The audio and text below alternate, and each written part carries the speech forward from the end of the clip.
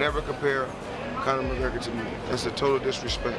That was Floyd Mayweather talking about Conor McGregor a few days after UFC 205. Have you ever made $300 million in one night? Have you ever made $100 million in one night? Have you ever made $70 million in one night? Of course it comes down to money for Mayweather. McGregor made history Saturday night and is one of the biggest stars in all of sports right now. But apparently Mayweather isn't impressed. I'm an elephant. Elephant don't beef with ants. You know, elephant is so large you don't even see ants. Eddie Alvarez is hurting after Saturday night's loss to Conor McGregor. Not physically, but emotionally. The former lightweight champ posted a long note on Instagram today saying, "I managed to make it to the biggest stage and audience in my long career and f***ed it all up when I arrived. My heart sincerely hurts, and when I dwell on it, I fill up with regret and anger. If there was a list of what not to do against an opponent of this nature, I did them all on Saturday." Alvarez said he totally went against his game plan and that, quote, "Fighting the way I did was for sure a death sentence and the result was fitting."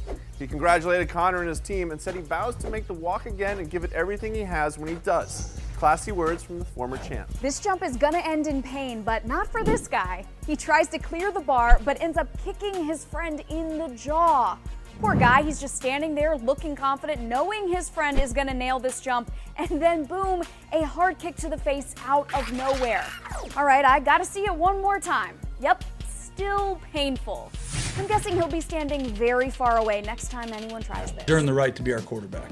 That was Tony Romo talking about Dak Prescott at Tuesday's press conference. Dak will remain the team's starting quarterback, with Romo backing him up when the Cowboys take on the Ravens this week. I think you all know something magical is happening to our team. I'm not going to allow this situation to negatively affect Dak or this football team by becoming a constant distraction.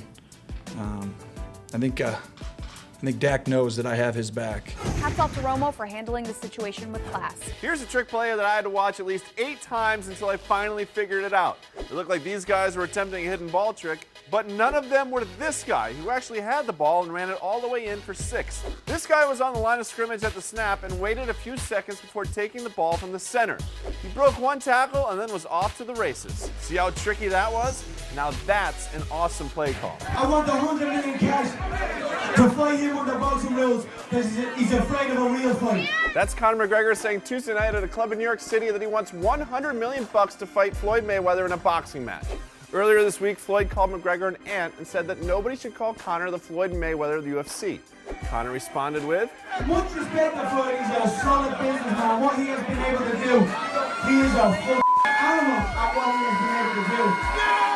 But as far as real fighting, as far as true, pure, unarmed combat, Floyd don't want none of this." This is 6-year-old Titans fan Malachis, and he's about to get a great surprise from his mom. Rachel Hicks, an ammunition supply sergeant for the Army National Guard, returned from serving in Kuwait and surprised her son on the field during Sunday's game.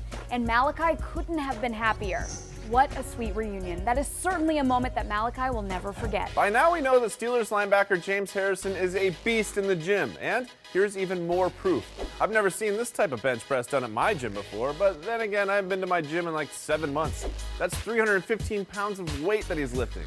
He wrote stability and power, which is what those bands should be helping with.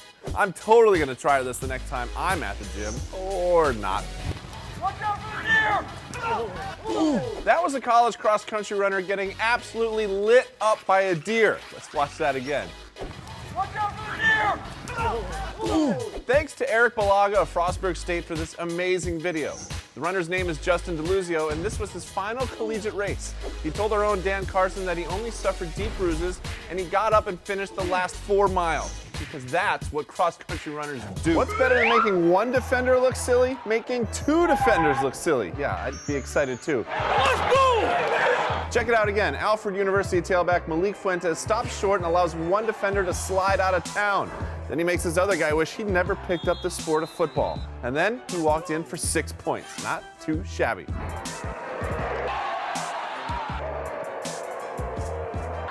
Eddie Alvarez's coach compared Conor McGregor's punches to Babe Ruth's swing and thinks without a doubt Conor could beat Floyd Mayweather in a boxing match. Mark Henry said this on the Luke Thomas Show. You know, I think God has just blessed him with a swing that I'll probably never see again. Before this fight, I would highly doubt, him fighting Mayweather, but man, I think this dude can figure out Mayweather. We all know this Conor Mayweather fight will likely never happen, but if it somehow did, Henry wouldn't bet against Conor.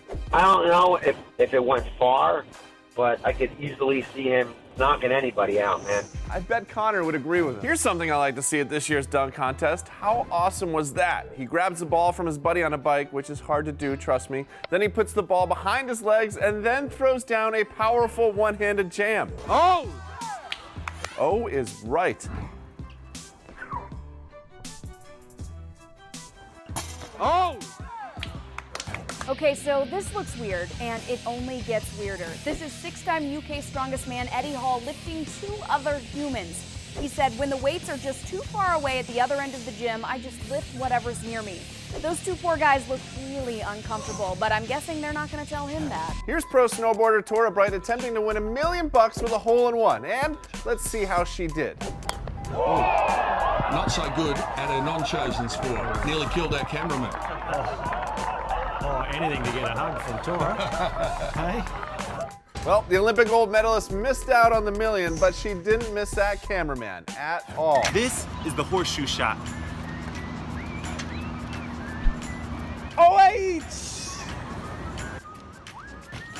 Ohio State hosts Michigan this weekend in a gigantic football game. But before all that happens, this happened. A member of the Harlem Globetrotters nailed a few trick shots at the shoe. Nice form on that one. Ohio State fans hope their football team can be as good as this Saturday afternoon. To be honest with you, Conor McGregor, that 170, I think he's just going to be thrown around like a little rag doll.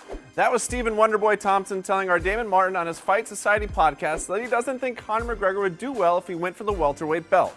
Wonderboy should know as he battled current champ Tyron Woodley to a majority draw in the Fight of the Night honors at UFC 205. The weight class is just so much bigger. I mean, I didn't expect Tyron to be as strong as he was. He's a thick dude, man, short but thick and very strong opponent. If that ever did happen, man, he's going to have his hands full with Tyron, let me tell you that. Wonderboy said he wants a rematch with Woodley before any Conor at 170 pounds talk gets serious. As for Conor, well, he'll do whatever the fook he wants.